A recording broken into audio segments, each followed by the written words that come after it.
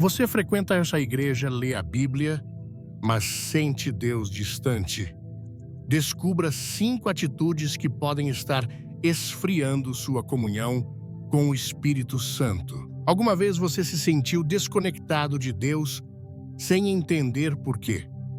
Pode ser que não seja por pecados visíveis e graves, mas por atitudes cotidianas que, sem perceber, esfriam sua relação com o Espírito Santo. A Bíblia nos adverte em Efésios 4, versículo 30, não entristeçais o Espírito Santo de Deus, com o qual fostes selados para o dia da redenção. Esse versículo revela uma verdade profunda. Nossas ações podem silenciar a voz do Espírito sem que nem mesmo percebamos. Hoje veremos como certos comportamentos aparentemente inofensivos podem nos afastar de sua orientação e consolo. Te ajudaremos a identificar essas atitudes, entender seu impacto espiritual e tomar medidas para restaurar sua comunhão com Deus. Estás pronto para entender o que Deus tem reservado para ti?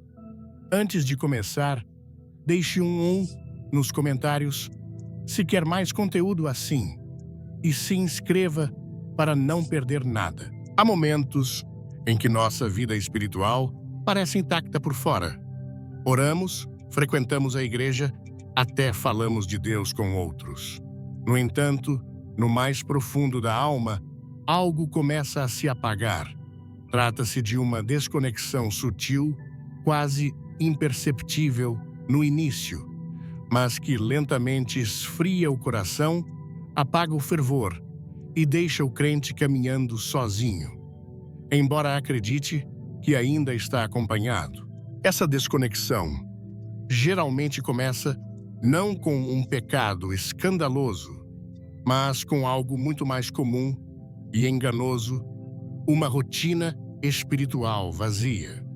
A vida de fé, projetada para ser dinâmica e viva, transforma-se em uma série de hábitos mecânicos. Por fora, continuamos fazendo o que é correto, mas sem paixão, sem presença, sem espírito.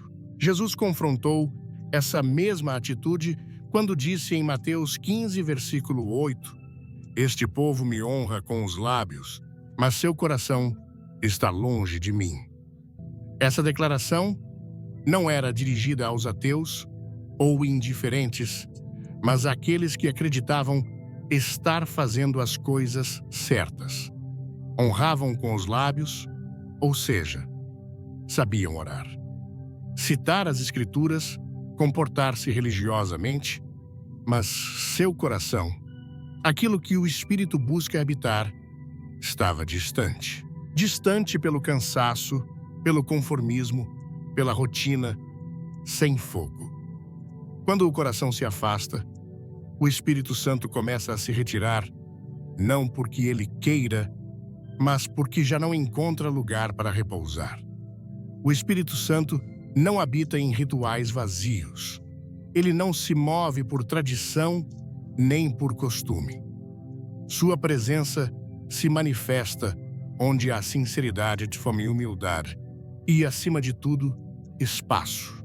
O problema da rotina sem devoção é que ela ocupa todo o espaço com uma aparência de santidade, mas sem substância. Fazemos o que sempre fazemos sem nos perguntarmos se o fazemos com o coração.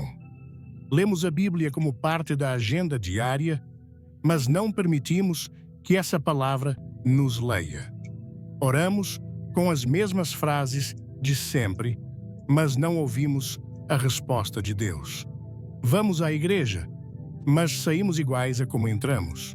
A rotina espiritual é como uma fonte que secou por dentro, embora conserve a aparência de frescor por fora. E o mais perigoso é que muitas vezes não percebemos. Acreditamos que estamos bem firmes, quando, na verdade, estamos nos afastando lentamente. Em 1 Coríntios 10, versículo 12, Paulo adverte: "Aquele que pensa estar firme, cuide para que não caia, é um chamado para examinar não apenas nossas ações externas, mas a motivação e o fogo que as impulsionam. Porque você pode estar de pé, com o corpo, mas caído com a alma. Às vezes, o Espírito Santo deixa de falar conosco, não porque esteja zangado, mas porque já não encontra uma relação viva conosco. É como um amigo próximo, que antes conversava contigo todos os dias, mas que pouco a pouco foi silenciado por tuas pressas, tuas repetições, tuas respostas automáticas. Ele não se foi de uma hora para outra, simplesmente foi deixando de ser ouvido. O silêncio do Espírito é um dos sintomas mais dolorosos de uma vida presa na rotina sem devoção. Porque não se trata de ele não estar presente, mas de termos deixado de percebê-lo. A história de Marta e Maria nos oferece uma imagem poderosa desse conflito. Enquanto Marta estava atarefada e perturbada com muitas coisas, Maria se sentava aos pés de Jesus para ouvi-lo. Em Lucas 10, versículos 38 a 42, lemos: E aconteceu que, indo eles de caminho, entrou Jesus numa aldeia, e certa mulher por nome Marta o recebeu em sua casa. E tinha esta uma irmã, chamada Maria, a qual, assentando-se também aos pés de Jesus, ouvia a sua palavra. Marta, porém, andava distraída em muitos serviços, e, aproximando-se, disse: Senhor, não te importas que minha irmã me deixe servir? Só dize-lhe que me ajude. E respondendo, Jesus disse-lhe: Marta, Marta, estás ansiosa e afadigada com muitas coisas, mas uma só é necessária. E Maria escolheu a boa parte, a qual não lhe será tirada. Marta fazia o que parecia correto. Servia a Jesus, preparava tudo para ele, mas o fazia desde um lugar de obrigação e ansiedade. Maria, por outro lado, rompia com a rotina cultural e se entregava ao momento presente, ao ato íntimo de estar com o Mestre. Jesus não condenou Marta por servir, mas deixou claro que Maria havia escolhido a melhor parte. Não é que o serviço esteja errado, mas quando se torna uma atividade automática, sem comunhão, deixa de ser espiritual. O Espírito se move onde há comunhão, não apenas atividade. Muitos crentes vivem como Marta, cheios de tarefas espirituais, mas vazios de presença. Participam de ministérios, ajudam em eventos, cumprem com devocionais, mas o Espírito já não flui. E quando o Espírito não flui, a vida cristã se torna um fardo. Em vez de paz, há frustração. Em vez de gozo, há cansaço. Em vez de revelação, há repetição. A alma se cansa de repetir o mesmo sem resultados visíveis e começa a se perguntar: por que já não sinto o que sentia antes? Por que já não ouço Deus como antes? Curtiu a mensagem? Comente fogo e clique no like, mas não saia antes do final. Tem uma surpresa esperando você. A resposta está em voltar à origem. Em Apocalipse 2, versículos 4 e 5. Jesus repreende a igreja de Éfeso com estas palavras: Tenho, porém, contra ti que deixaste o teu primeiro amor. Lembra-te, pois, de onde caíste e arrepende-te, e pratica as primeiras obras. Quando não brevemente, a ti virei e tirarei do seu lugar o teu castiçal, se não te arrependeres. Aqui não se fala de escândalos de moralidade, de heresias.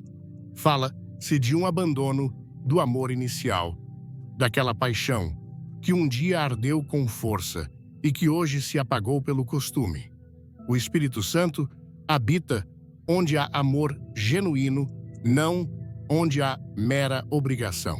Recuperar o primeiro amor não significa fazer coisas novas, mas voltar a fazer as coisas antigas com um novo coração. Há pessoas que confundem maturidade espiritual com frieza. Acreditam que já não precisam sentir nada, que a emoção ficou para trás, que agora tudo é estrutura, ordem, dever. Mas a Bíblia não respalda essa ideia. O Espírito Santo segue sendo fogo, segue sendo vento, segue sendo óleo fresco.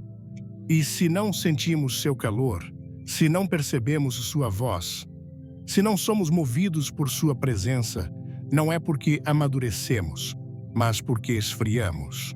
Em Romanos 12, versículo 11, somos exortados: não sejais vagarosos no cuidado, sede fervorosos no espírito, servindo ao Senhor. A palavra fervoroso aqui implica calor, paixão, intensidade. Não é uma emoção superficial, mas uma força espiritual que só pode vir do Espírito ativo em nós. Um crente fervoroso pode fazer as mesmas atividades que um preso na rotina, mas a diferença está na unção. A rotina sem devoção repete. A devoção com o Espírito transforma. Quem ora por costume cumpre um rito.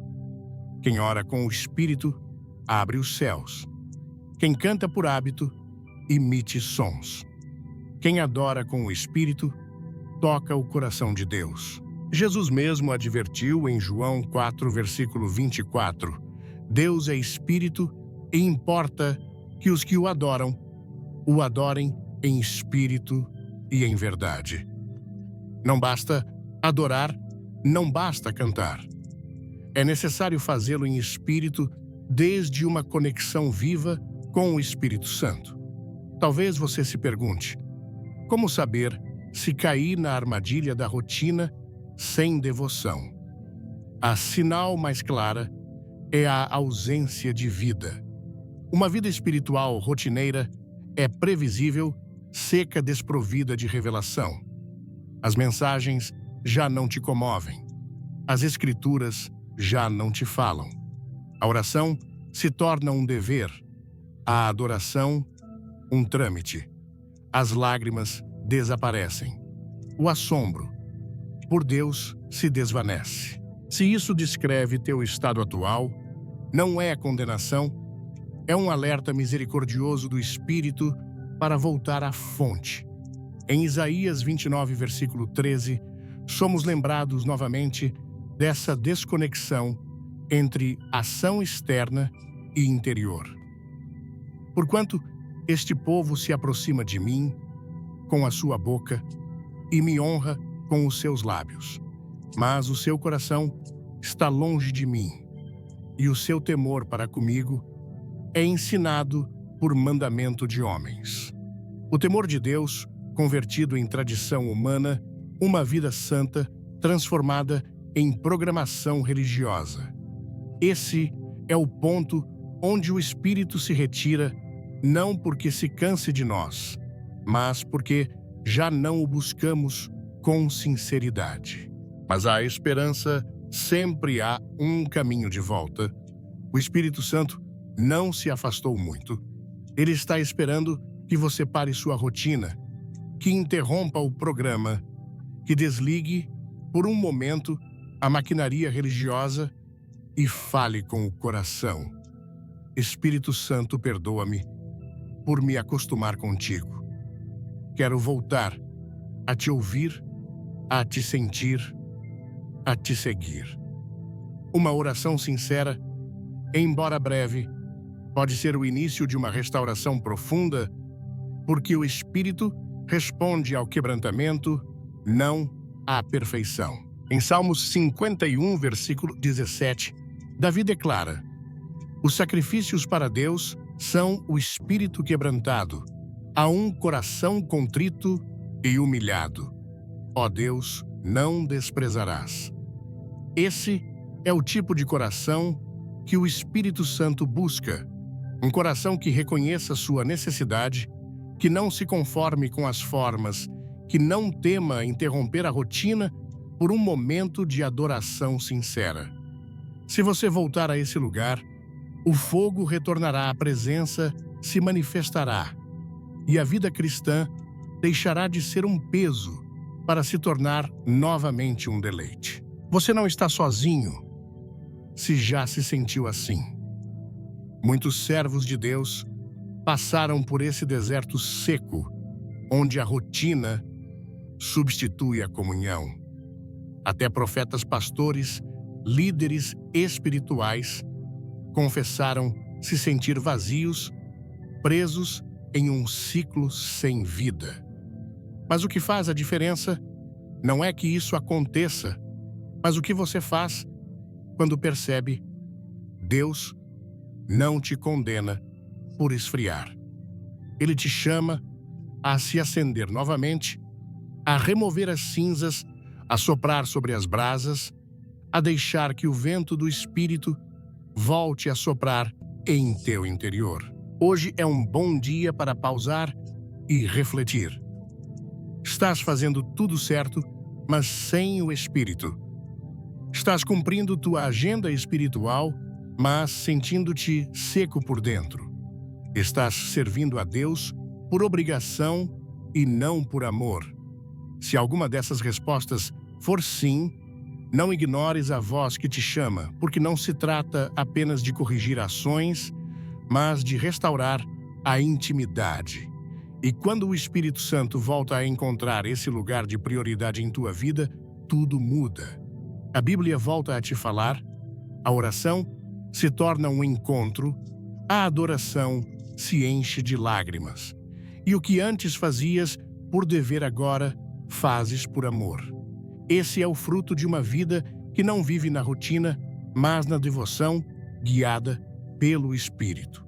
Estás pronto para acender novamente o fogo, porque o Espírito Santo não se foi. Apenas está esperando que você lhe dê espaço. Um dos maiores enganos do inimigo é nos fazer crer que enquanto o pecado não for visível, não tem consequências.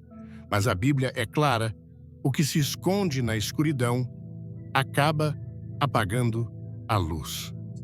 O pecado oculto é um veneno espiritual que age em silêncio, não golpeia de imediato, mas lentamente enfraquece, esfria, endurece e desconecta.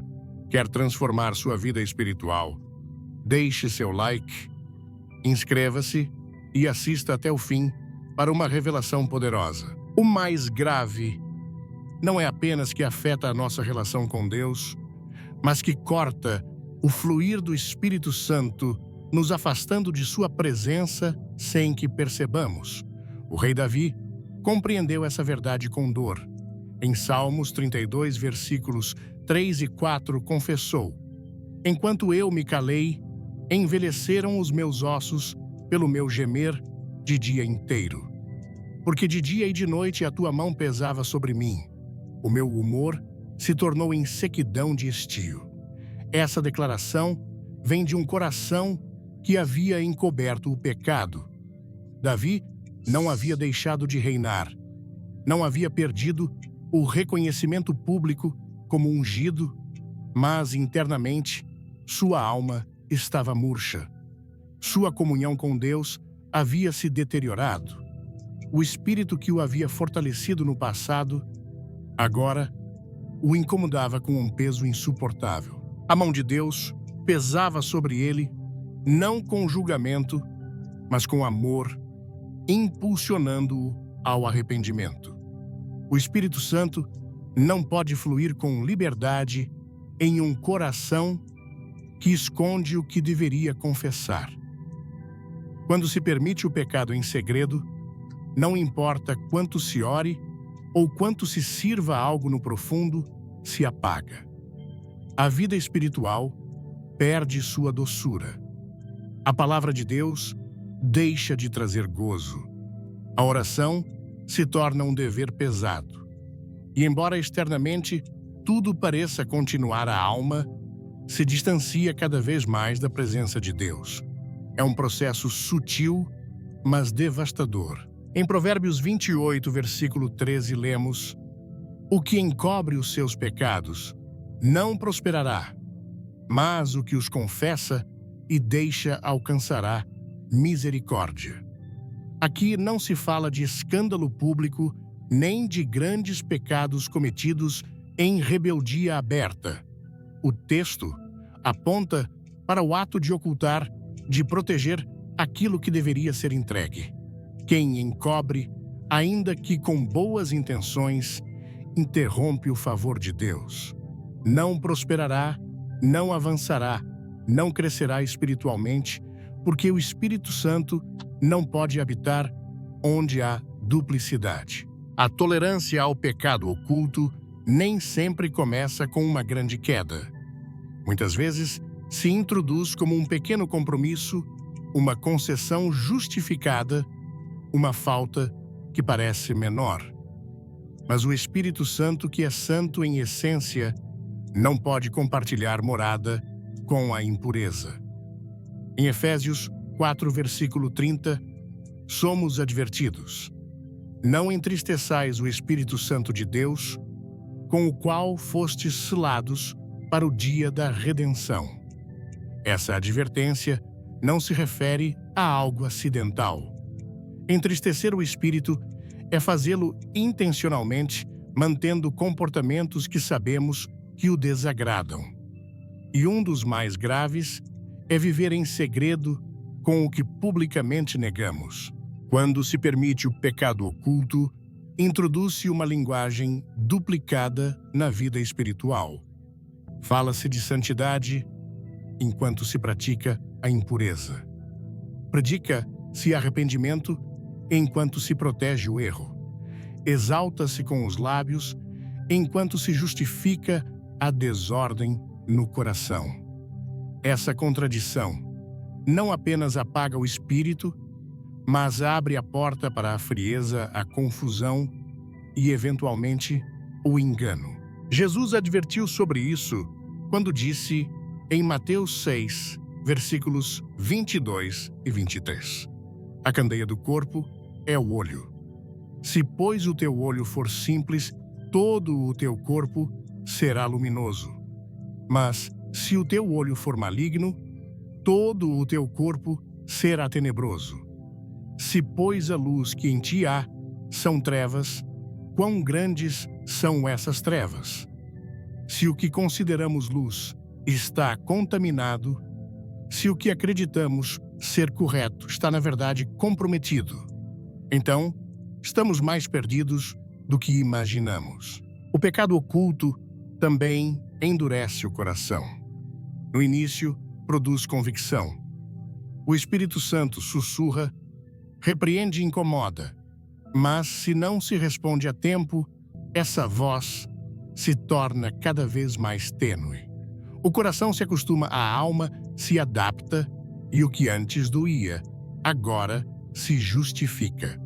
Em Hebreus 3, versículo 13, somos exortados: "Exortai-vos uns aos outros todos os dias, durante o tempo que se chama hoje, para que nenhum de vós se endureça pelo engano do pecado." O pecado é enganoso, precisamente porque não se apresenta como inimigo, mas como consolo, necessidade e direito. Mas seu objetivo é endurecer-te, isolar-te e apagar-te. Muitos crentes vivem com lutas internas que jamais confessaram, não porque não saibam que estão erradas, mas porque aprenderam a conviver com elas. Mas o que se guarda em segredo não se torna apenas uma carga emocional, mas uma barreira espiritual. O Espírito Santo não pode encher um vaso que está sujo e fechado. Em 2 Timóteo 2, versículo 21, lemos: "Se, pois, alguém se purificar destas coisas, será vaso para a honra, santificado, útil ao Senhor e preparado para toda boa obra. Deus não rejeita o que pecou, mas não pode usar quem se recusa a se limpar. Uma das mentiras mais comuns do pecado oculto é fazer crer que é algo só teu, que enquanto não afetar os outros, podes manejá-lo. Mas o pecado nunca fica estático. Ele se expande e, embora comece no coração, termina contaminando tudo o que fazes. Em Josué 7, a história de Acã deixa isso claro.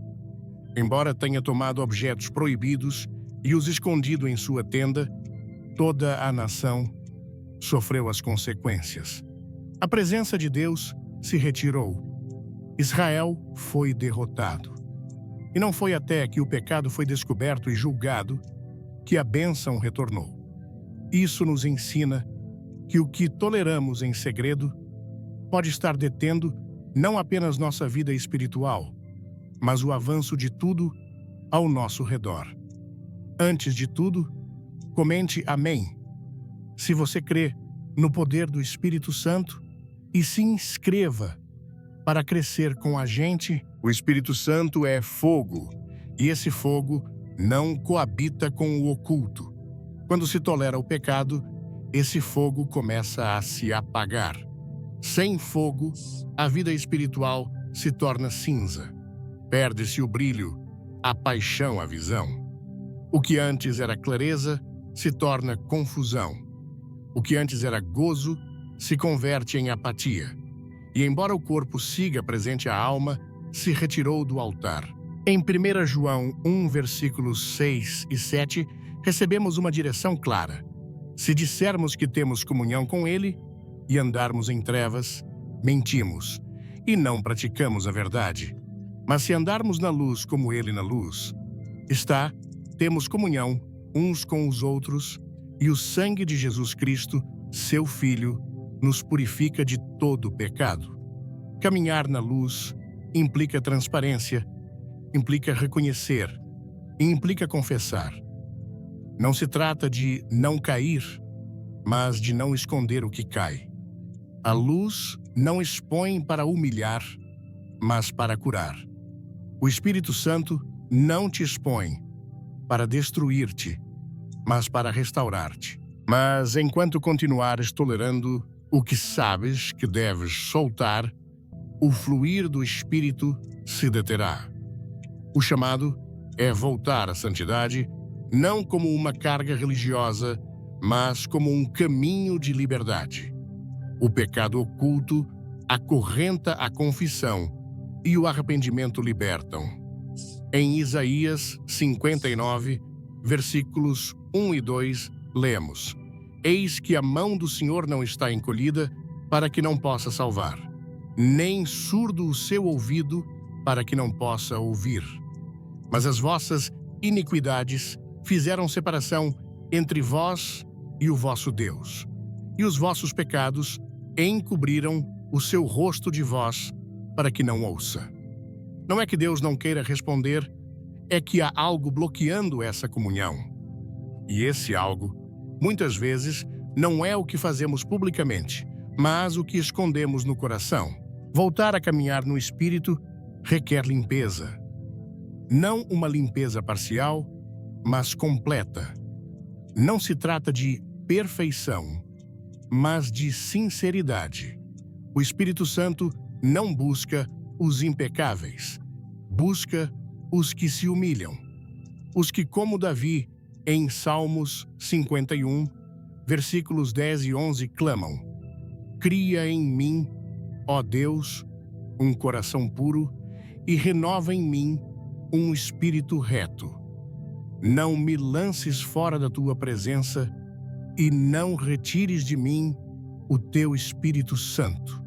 Esse clamor nasce de uma alma quebrantada, de um homem que entendeu que nada vale se o Espírito se afasta, que o poder, o sucesso ou reconhecimento não compensam a perda da comunhão. Não há maior tesouro que a presença do Espírito Santo. E se há algo que o está afastando, vale a pena soltá-lo. Não importa quão escondido esteja, não importa quanto tempo tenhas ocultado, a graça de Deus é suficiente para te limpar. Mas essa limpeza começa com uma decisão: deixar de tolerar o que sabes que te contamina. Deus não pode transformar o que decides proteger.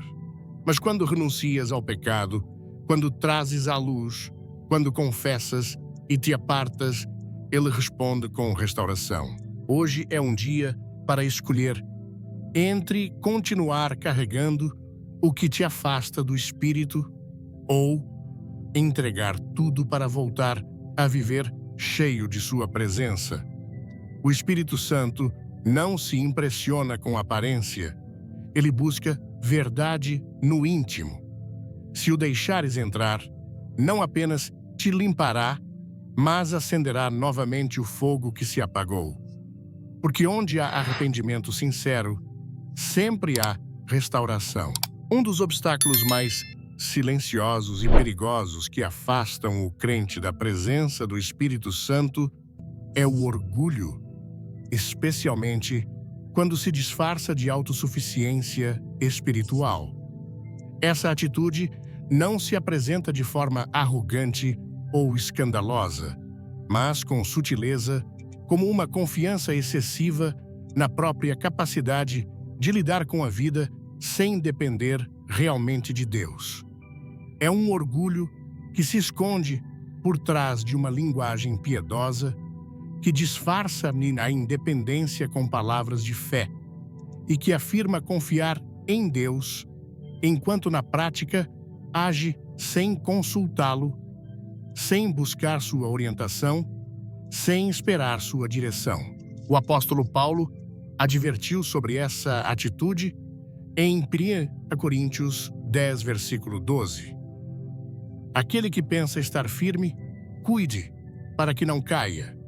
A advertência é clara. O problema não é apenas cair, mas crer que não podes cair. Essa sensação de fortaleza interior, não proveniente do espírito, mas da autoconfiança, produz uma desconexão progressiva.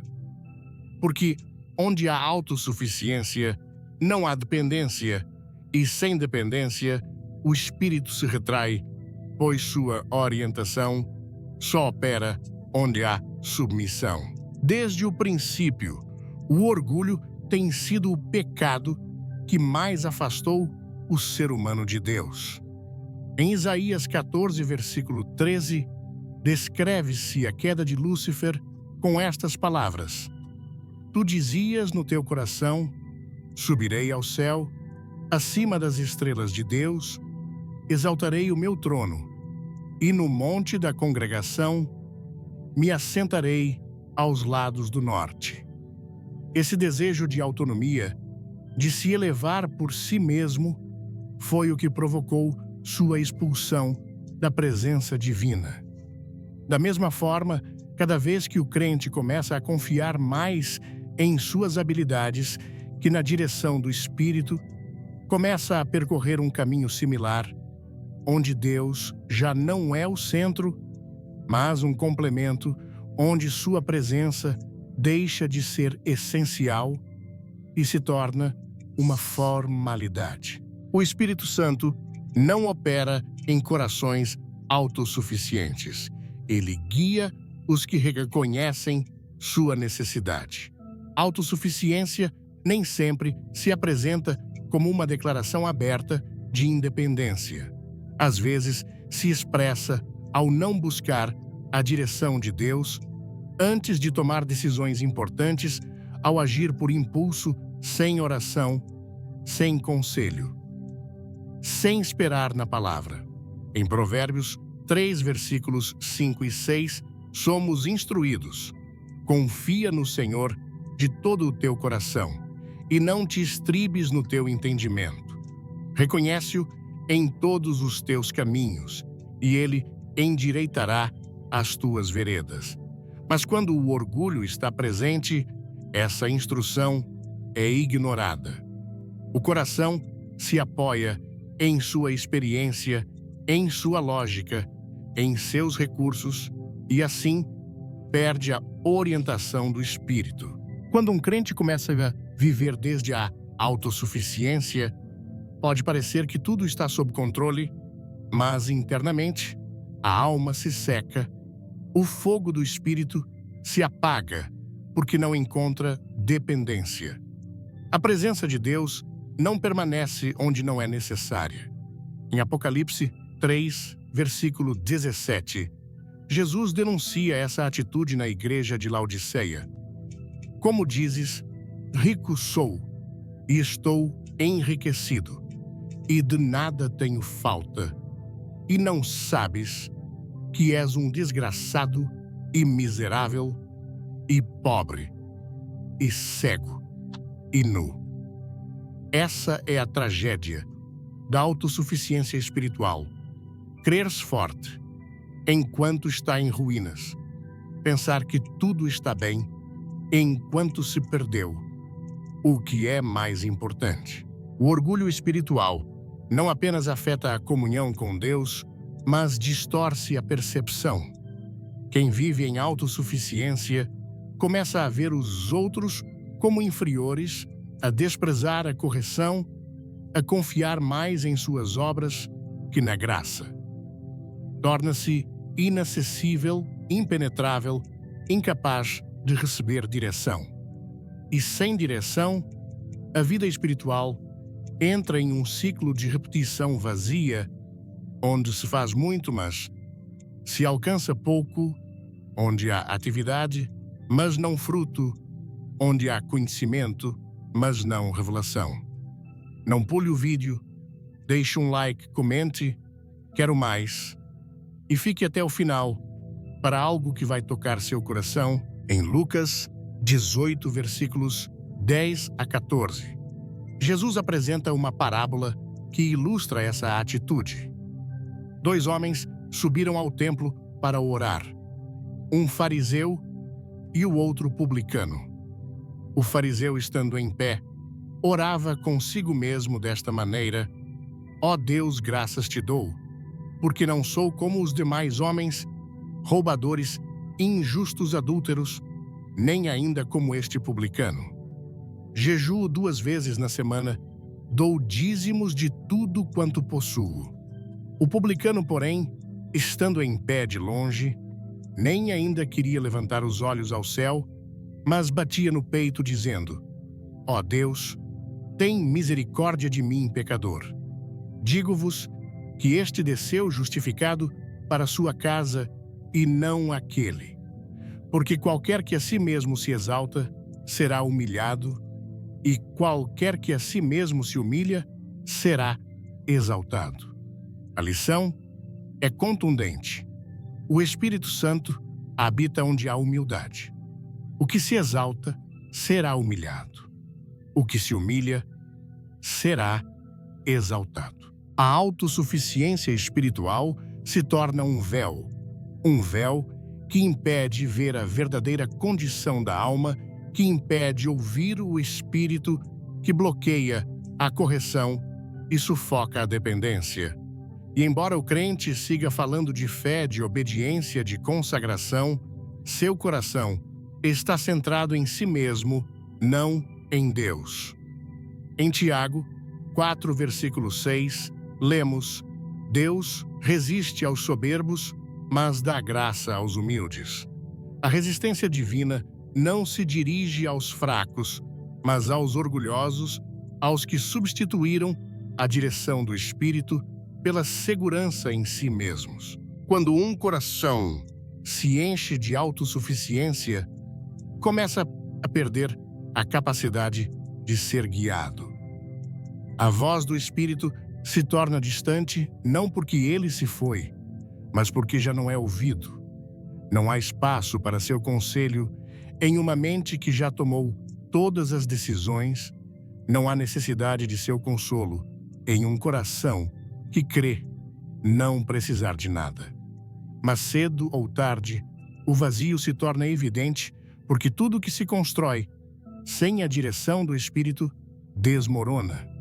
Tudo que se planeja, desde a lógica humana, sem a intervenção divina seca. Em Zacarias 4, versículo 6, somos lembrados: não por força nem por violência, mas pelo meu espírito, diz o Senhor dos Exércitos. Essa não é uma frase simbólica, é uma verdade espiritual absoluta. A obra de Deus não pode ser sustentada por estratégias humanas. Somente o Espírito pode sustentar o que o Espírito começou. Somente Ele pode guiar, fortalecer e dar fruto verdadeiro. A autossuficiência também se manifesta quando se confia mais nas emoções que na palavra, quando se crê que a experiência é guia suficiente. Mas o Espírito Santo não se submete a impulsos nem a interpretações humanas. Ele se move através de corações rendidos que consultam as Escrituras, que oram antes de agir, que esperam sua direção, mesmo que o mundo diga para se apressarem. Em Isaías 30, versículo 21, somos prometidos, e os teus ouvidos ouvirão a palavra do que está por detrás de ti, dizendo: este é o caminho. Andai nele, quando vos desviardes para a direita ou para a esquerda.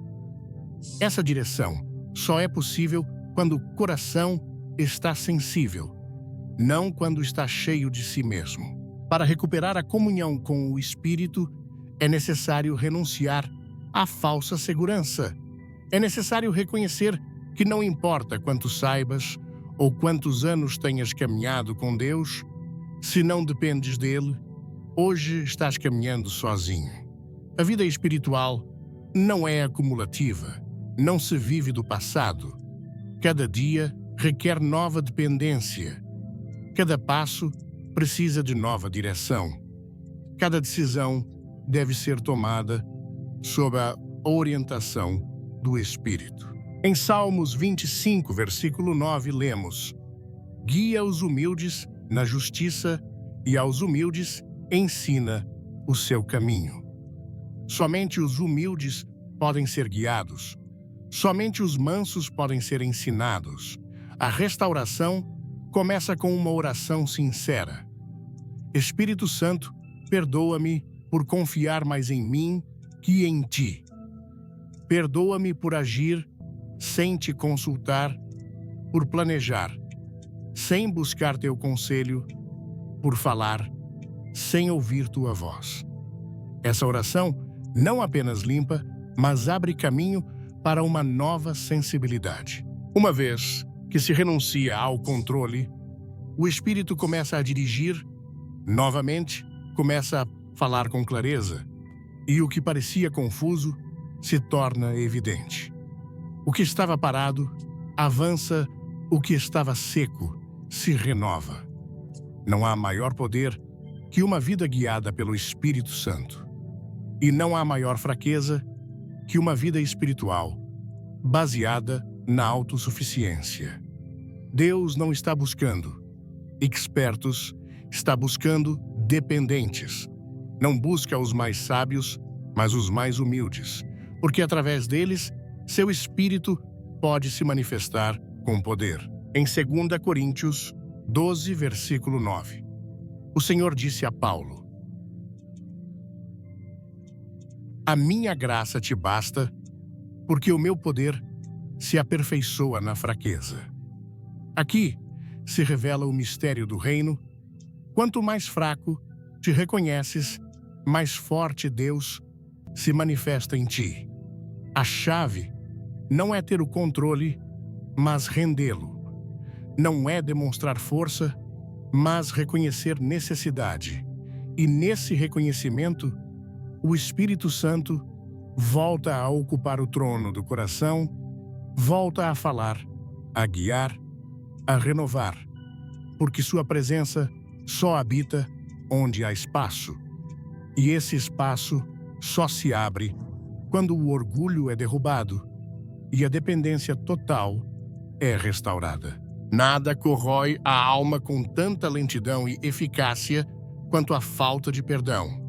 É um desses comportamentos que, embora silencioso, tem a capacidade de romper pontes invisíveis entre o crente e o Espírito Santo. Não precisa se manifestar com gritos ou gestos hostis. Basta que habite no profundo do coração como uma sombra perpétua, como uma rachadura oculta. O Espírito Santo não se ausenta por fraqueza, mas por santidade. E onde o rancor se estabelece, sua presença se retrai. Jesus foi claro a respeito. Em Marcos 11, versículo 25, ensinou: "E quando estiverdes orando, perdoai, se tendes alguma coisa contra alguém, para que também vosso Pai, que está nos céus, vos perdoe as vossas ofensas."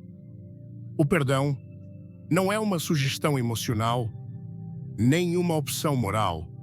É uma condição espiritual. Não perdoar significa manter uma porta fechada, não apenas para com os outros, mas para com o céu. Essa porta que conecta com a graça, com a paz, com o fluir do Espírito, fica bloqueada cada vez que a alma decide reter a mágoa, guardar a ofensa, alimentar a ferida. A falta de perdão não se limita a uma reação momentânea. É uma decisão sustentada, uma postura do coração que se justifica com argumentos lógicos, mas que no plano espiritual representa rebeldia.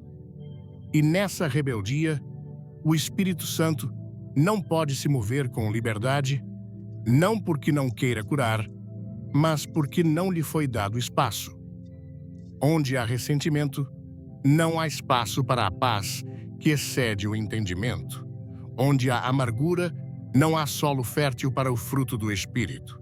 Em Hebreus 12, versículo 15, somos advertidos com precisão, vendo diligentemente que ninguém se prive da graça de Deus e que nenhuma raiz de amargura, brotando, vos perturbe e por ela muitos se contaminem. A raiz de amargura não é visível de imediato. Ela se forma no profundo, se estende sem ruído e, quando floresce, contamina não apenas quem a carrega, mas tudo ao seu redor. Palavras que ferem atitudes que esfriam, olhares que rejeitam. O fruto de um coração que não perdoa se torna uma carga espiritual que apaga a voz do Espírito. Um coração endurecido pela falta de perdão é solo seco. Não absorve, não produz, não responde. O Espírito Santo é água viva, mas não força a entrada. Ele busca corações dispostos, abertos, sensíveis. Quem guarda rancor, fechou a porta por dentro. Em Mateus 6, versículo 14, Jesus reforçou essa verdade com uma contundência que não deixa espaço para interpretações. Porque se perdoardes aos homens as suas ofensas, também vosso Pai Celestial vos perdoará a vós. Muitas vezes pensa-se que não perdoar é uma forma de se proteger, que guardar a memória do dano é uma maneira de garantir que não se repita. Mas no âmbito espiritual é exatamente o contrário. Não perdoar não protege e aprisiona. Não fortalece e enfraquece. Não constrói, destrói. E enquanto a alma se aferra a essa dor, o Espírito Santo, em sua fidelidade, segue esperando que o muro caia, que a decisão mude, que a ferida seja entregue e não escondida. O perdão não implica negar a dor, nem justificar o ofensor. Implica libertar-se, renunciar ao controle do passado para receber a liberdade do presente. Implica soltar o direito à vingança para abraçar a paz do céu. Em Romanos 12, versículo 19, Paulo escreve: "Não vos vingueis a vós mesmos, amados, mas dai lugar à ira, porque está escrito: minha é a vingança, eu recompensarei, diz o Senhor. A alma que perdoa não perde a justiça, apenas a entrega em mãos mais sábias. E ao fazê-lo, abre o caminho para que o Espírito Santo volte a fluir com poder.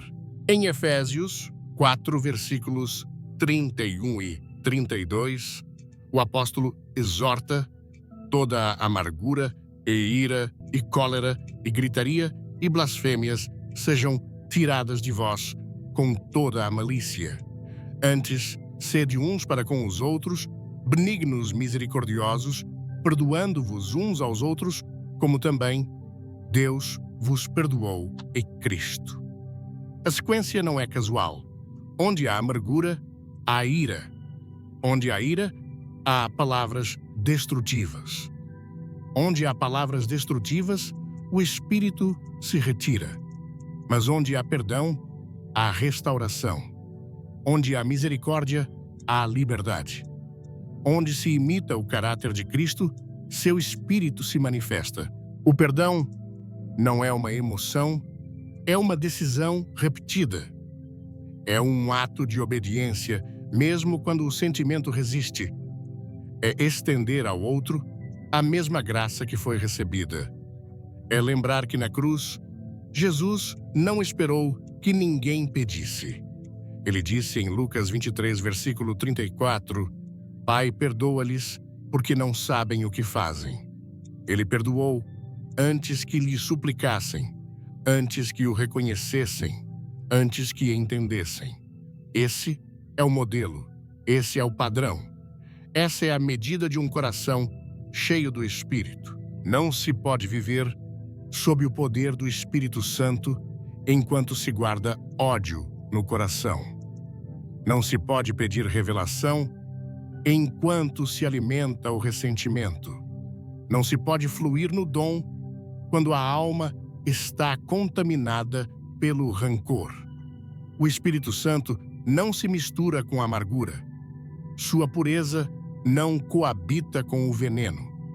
Por isso, o chamado é a soltar, a render a ferida, a permitir que Deus cure o que a alma sozinha não pode resolver. A vida espiritual floresce quando se pratica o perdão, não uma vez, mas sempre que necessário, não como um evento, mas como um estilo de vida. Jesus deixou isso claro quando Pedro perguntou se deveria perdoar até 7 vezes. Sua resposta foi radical em Mateus 18, versículo 22. Não te digo que até 7, mas até 70 vezes 7. Não se trata de contar. Trata-se de entender que o perdão é infinito quando se vive sob a graça do Espírito. O Espírito Santo se move com liberdade em um coração limpo e nada limpa tanto quanto o perdão. Porque o perdão esvazia a alma de tudo que pesa, de tudo que divide, de tudo que adoece. Um coração que perdoa é um coração leve e disponível, disposto a ouvir, a ser guiado, a ser cheio. Por isso, o perdão não beneficia apenas quem o recebe, mas, sobretudo, quem o concede, porque no ato de soltar, recebe-se vida. No ato de liberar, recupera-se a voz do Espírito. Cada dia é uma nova oportunidade para soltar o que o inimigo quer que conserves. Cada dia podes escolher entre te aferrar à ferida ou receber a cura. Cada dia podes decidir se queres estar certo ou ser livre. O perdão não nega a justiça, ele a coloca nas mãos de Deus. Não anula a dor, transforma-a em testemunho. Não esquece o ocorrido, o redime com propósito. E nesse processo, o Espírito Santo se aproxima novamente. Sua voz volta a ser clara. Sua orientação volta a ser precisa. Sua presença volta a inundar cada canto. O reino de Deus não avança com corações endurecidos, avança com corações transformados. E a transformação começa com o perdão. Jesus o modelou à cruz, o selou o Espírito, o requer. Sem perdão, não há comunhão. Sem comunhão, não há direção. E sem direção, a vida espiritual se torna um esforço humano sem fruto. O perdão restaura a ordem divina, reconcilia o crente com o Espírito, prepara o caminho para um novo nível de intimidade e poder. Quando o Espírito Santo encontra um coração livre de rancor, ele o enche, o ativa, o acende. Porque onde há perdão, há paz. Onde há paz, há visão. Onde há visão, há propósito. E onde há propósito, o Espírito se manifesta com poder. Há momentos em que o Espírito Santo fala com clareza, mas o coração humano endurecido pela autossuficiência ou pelo orgulho decide não ouvir. Não se trata de ignorância, mas de uma decisão voluntária de fechar o ouvido espiritual. A correção divina não é um castigo, é uma expressão de amor. Mas quando essa correção é desprezada, ignorada ou resistida, o que se bloqueia não é apenas uma advertência, mas o próprio fluir do Espírito na vida do crente. Em Provérbios 3, versículo 11, lemos: Filho meu, não rejeites a correção do Senhor, nem te enojes da sua repreensão. O desprezo pela correção não é um erro técnico, é um sinal de rebeldia espiritual. Quando o Espírito Santo fala e se responde com indiferença ou resistência, começa-se a fechar o canal de comunhão. Não porque Deus deixe de falar, mas porque a alma deixa de responder. Um dos mecanismos mais constantes que o Espírito Santo usa para redirecionar o rumo do crente é a exortação. Às vezes, por meio da palavra, outras pela consciência. E muitas vezes por meio de pessoas guiadas por ele, enviadas para advertir, repreender, alertar. Ignorar essas advertências é rejeitar não os instrumentos, mas aquele que os usa. Em 1 Tessalonicenses 4, versículo 8, somos advertidos.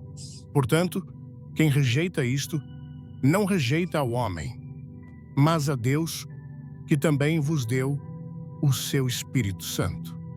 O rejeitar da correção espiritual não é um ato leve, é uma afronta direta ao Espírito que fala. A correção nem sempre chega no tom que esperamos, nem sempre é suave, nem sempre é delicada. Às vezes dói, às vezes confronta, às vezes sacode. Mas sempre tem um propósito: restaurar, redirecionar, preservar. Em Hebreus 12, versículo 11, somos instruídos. Toda correção ao presente não parece ser de gozo, senão de tristeza. Depois, porém, produz um fruto pacífico de justiça nos que por ela têm sido exercitados. Quem despreza a correção se priva do fruto da justiça, se priva de avançar, se priva de crescer. E ao resistir ao Espírito, começa a perder sensibilidade à sua voz. Quando o coração se acostuma a ignorar a correção, torna-se insensível. A convicção diminui a consciência, adormece. E o que antes provocava arrependimento, agora só gera um desconforto passageiro. Em Romanos 2, versículo 5, lemos: Mas segundo a tua dureza e coração impenitente, entesouras para ti ira no dia da ira e da revelação do justo juízo de Deus.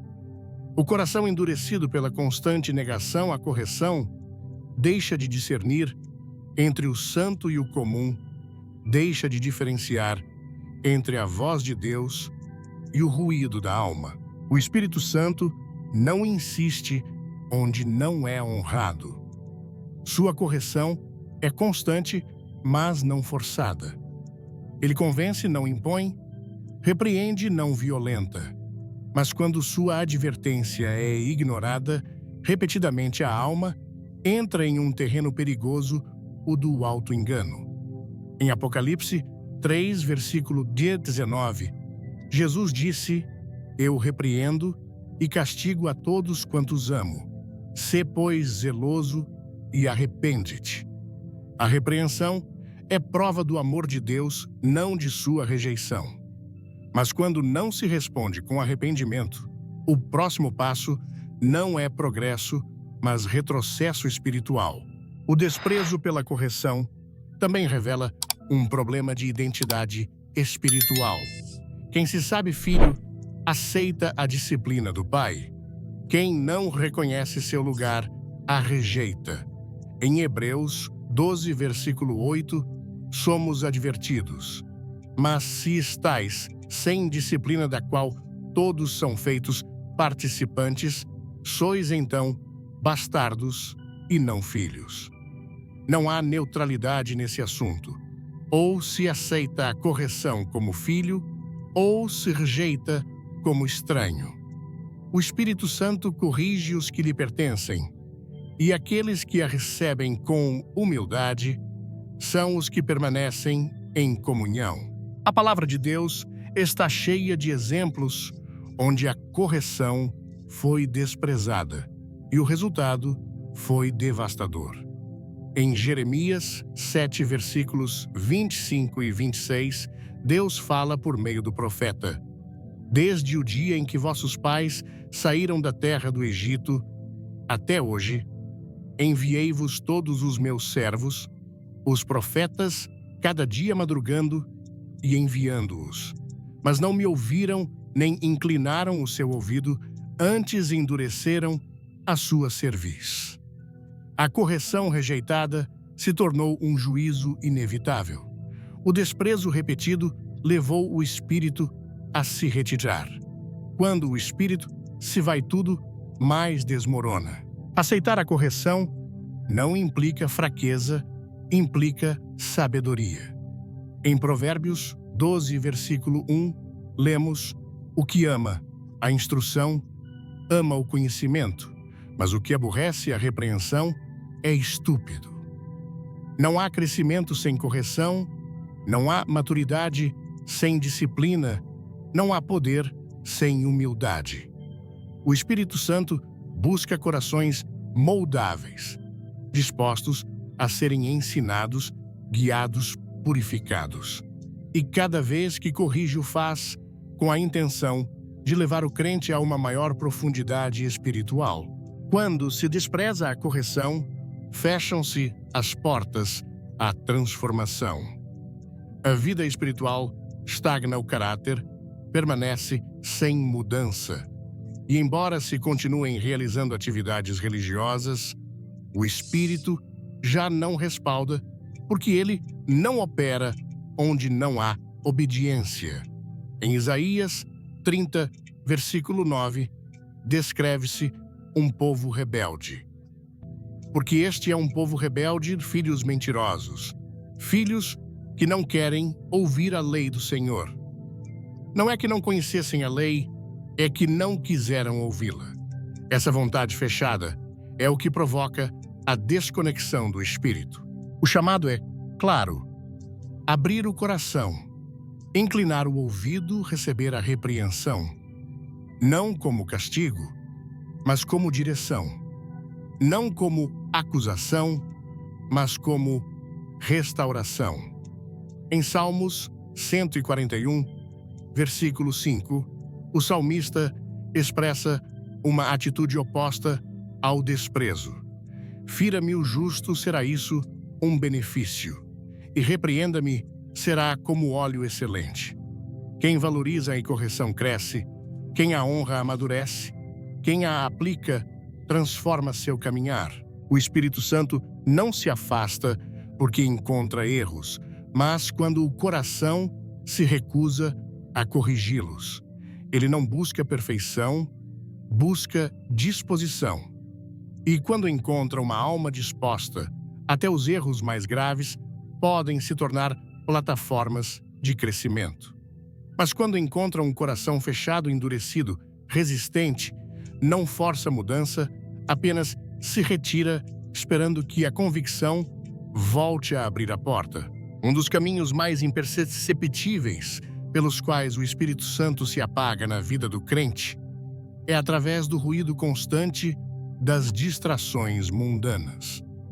Não se trata necessariamente de pecados abertos ou decisões deliberadas contra Deus, mas de uma acumulação progressiva de interesses, atividades, preocupações e entretenimentos que vão deslocando pouco a pouco o lugar de Deus no coração. O mais perigoso desse comportamento é que ele se justifica facilmente. Chama-se rotina, necessidade, produtividade e descanso, mas no fundo é uma substituição, uma entrega do tempo da mente e da alma ao que não edifica. Em Lucas 10, versículos 40 a 42, descreve-se uma cena cotidiana. Marta, porém, andava distraída em muitos serviços. E aproximando-se, disse: Senhor, não te importas que minha irmã me deixe servir? Só dize-lhe que me ajude. E respondendo Jesus, disse-lhe: Marta, Marta, estás ansiosa e afadigada com muitas coisas, mas uma só é necessária. E Maria escolheu a boa parte, a qual não lhe será tirada. A correção de Jesus não foi pelo trabalho de Marta, mas pela prioridade que ela deu ao urgente em vez do eterno. As distrações nem sempre são más em si mesmas. O que as torna um obstáculo espiritual é que competem com a voz do Espírito até torná-la imperceptível. O Espírito Santo não compete com o ruído. Sua voz é suave, profunda, direta. Não se impõe, não grita, não interrompe. Ele fala quando a alma está em silêncio, quando há espaço, não apenas físico, mas interior. Em Isaías 30, versículo 15, lemos: Porque assim, diz o Senhor Deus, o Santo de Israel, no sossego e na confiança estará a vossa força, mas não a quisestes. A mente saturada não ouve, o coração agitado, não discerne a alma ocupada, não sente. E assim, sem perceber, o crente começa a caminhar sem direção, sem consolo, sem fogo. As distrações modernas não são necessariamente pecaminosas, mas são perigosas. Uma mente distraída é uma mente desorientada. Uma vida cheia de ocupações, sem comunhão, é uma vida exposta. Jesus advertiu a seus discípulos em Lucas 21, versículo 34, E olhai por vós, para que não aconteça que os vossos corações se carreguem de glutonaria, de embriaguez e dos cuidados da vida, e aquele dia vos sobrevenha de improviso. Os cuidados têm a capacidade de endurecer o coração, não com rebeldia, mas com saturação. Um coração cheio de mundo não tem espaço para o céu. A presença do Espírito Santo requer prioridade. Não pode ser adicionada a uma agenda lotada, não pode ser relegada a um momento residual do dia. Quando Deus ordenou a seu povo que o buscasse de todo o coração, não foi uma frase simbólica, foi um princípio espiritual. Em Jeremias 29, versículo 13, lemos: E buscar-me-eis e me achareis, quando me buscardes de todo o vosso coração. Buscar a Deus com todo o coração significa deslocar tudo que ocupa seu lugar, não com legalismo, mas com amor, não por dever, mas por desejo. Mas quando esse desejo se enfraquece pelo ruído do mundano, o espírito se entristece. Em Efésios 5, versículo 15, somos exortados: portanto, vede prudentemente como andais, não como nécios, mas como sábios. O tempo não se perde apenas no pecado, também se perde no vão, no que entretém, mas não edifica no que distrai, mas não transforma no que parece inofensivo, mas acaba dominando.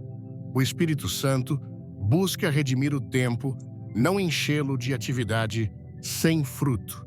Ele quer que cada minuto tenha propósito, cada pensamento esteja alinhado, cada dia seja uma oportunidade de comunhão. O excesso de distração não apenas impede ouvir, o espírito também enfraquece a resistência espiritual. Quando a mente está sobrecarregada com imagens, notícias, opiniões, entretenimento, perde sensibilidade. O eterno se torna distante, o santo desnecessário, o espiritual entediante, e o que antes comovia, agora mal é notado. O Espírito Santo é fogo, mas esse fogo precisa de lenha. Sem palavra, sem oração, sem adoração profunda, esse fogo se apaga não com violência, mas com indiferença. O inimigo não precisa te convencer a pecar abertamente. Apenas precisa te manter distraído. Jesus se retirava com frequência a lugares solitários para orar, não porque não pudesse falar com o Pai no meio da multidão, mas porque entendia que a intimidade requer silêncio, foco, exclusividade. Em Marcos 1, versículo 35, lemos: E levantando-se de manhã muito cedo, fazendo ainda escuro, saiu e foi para um lugar deserto, e ali orava. O modelo está claro. Se o Filho de Deus precisava se apartar do ruído para ouvir com clareza, quanto mais nós. Mas enquanto continuarmos enchendo os vazios com o mundano, não haverá espaço para o eterno. O Espírito Santo anseia por comunhão, não por momentos curtos, não por interrupções, não por fragmentos do dia, mas por uma comunhão real. Isso requer um coração decidido a se desconectar do que rouba o tempo e a atenção. Um coração que entenda que a maior perda não é deixar de ver, de ler ou de fazer algo divertido, mas deixar de ouvir a voz que dá vida a uma alma, que reconheça que o perigo não está apenas no evidente, mas no que sutilmente desloca Deus do centro. Em Romanos 12, versículo 2, somos chamados: e não vos conformeis com este mundo, mas transformai-vos pela renovação do vosso entendimento, para que experimenteis qual seja a boa, agradável e perfeita vontade de Deus.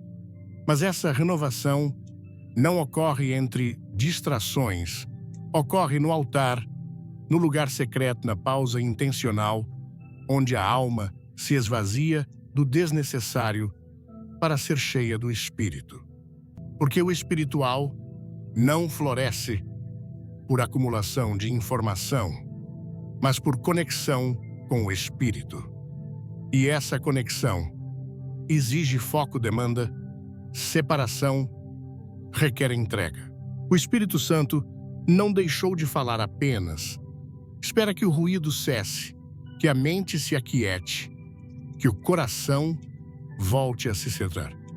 Porque onde há silêncio interior, há revelação.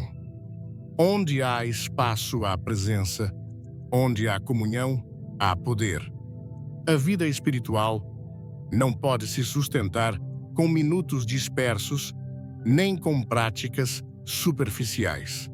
Requer decisão, e essa decisão começa por soltar o que distrai, para abraçar o que transforma.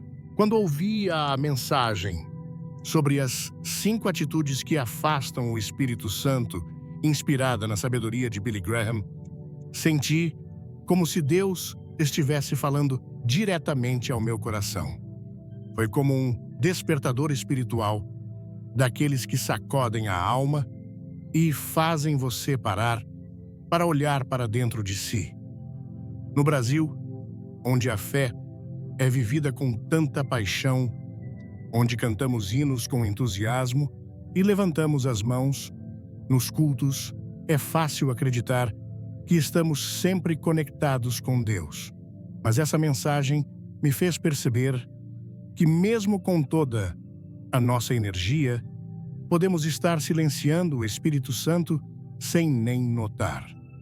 As 5 atitudes: rotina espiritual vazia, pecado oculto, orgulho disfarçado de autossuficiência, falta de perdão e distrações mundanas, são como ladrões silenciosos que roubam a intimidade com Deus.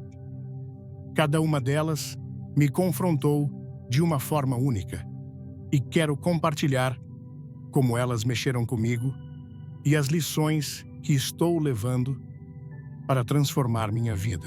A primeira atitude, a rotina espiritual sem devoção, foi como um espelho que refletiu minha própria realidade. Cresci numa família brasileira onde ir à igreja aos domingos, orar antes das refeições e participar de encontros de jovens era parte da vida. Mas confesso, muitas vezes fiz isso no automático, como se fosse apenas uma tradição. A Bíblia, em Mateus 15, versículo 8, diz: "Este povo me honra com os lábios, mas seu coração está longe de mim." Essas palavras doeram porque já me peguei orando com pressa, lendo a Bíblia como uma tarefa e cantando hinos sem sentir a presença de Deus.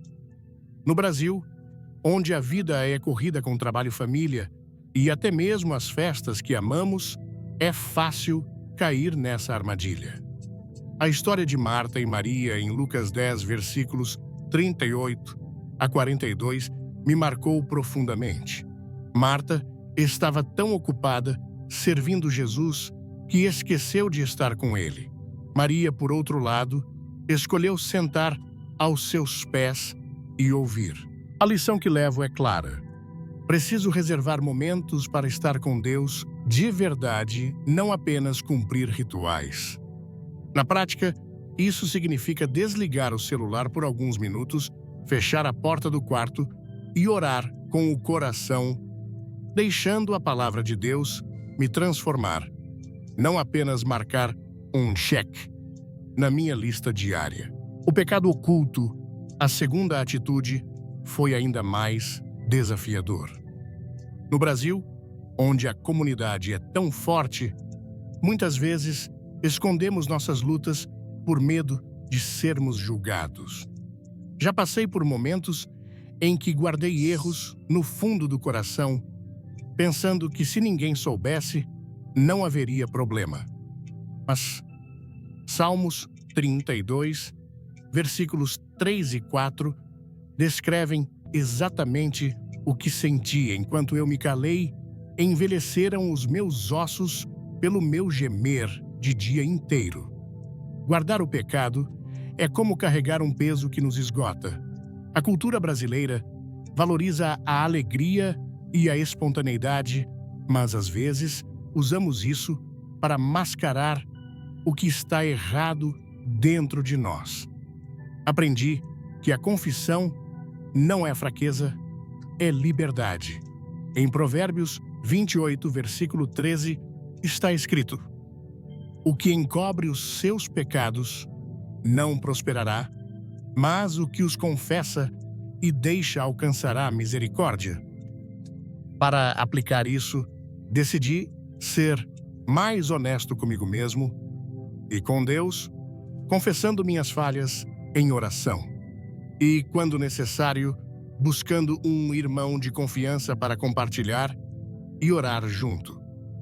Isso me trouxe um alívio que eu não imaginava possível. O orgulho disfarçado de autossuficiência foi a terceira atitude que me fez refletir. No Brasil, somos ensinados a ser fortes, a dar um jeito em tudo, seja no trabalho, na família ou até na igreja. Mas essa mentalidade pode nos levar a confiar mais em nós mesmos do que em Deus. Em 1 Coríntios 10, versículo 12, Paulo alerta: aquele que pensa estar firme, cuide para que não caia. Quantas vezes tomei decisões sem orar, confiando na minha experiência ou lógica, isso me afastou da direção do Espírito Santo. A lição aqui é simples, mas poderosa. Dependência total de Deus. Em Provérbios 3, versículos 5 e 6, lemos: confia no Senhor de todo o teu coração e não te estribes no teu entendimento. Para viver isso, comecei a orar antes de decisões importantes, pedindo direção, mesmo quando sinto que já sei o que fazer. É um exercício de humildade que tem renovado minha fé. A falta de perdão, a quarta atitude, tocou numa ferida antiga.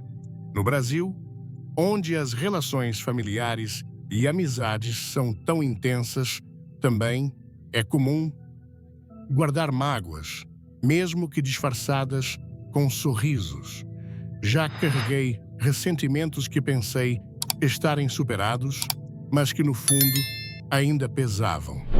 Jesus, em Marcos 11, versículo 25, é claro: e quando estiverdes orando, perdoai, se tendes alguma coisa contra alguém.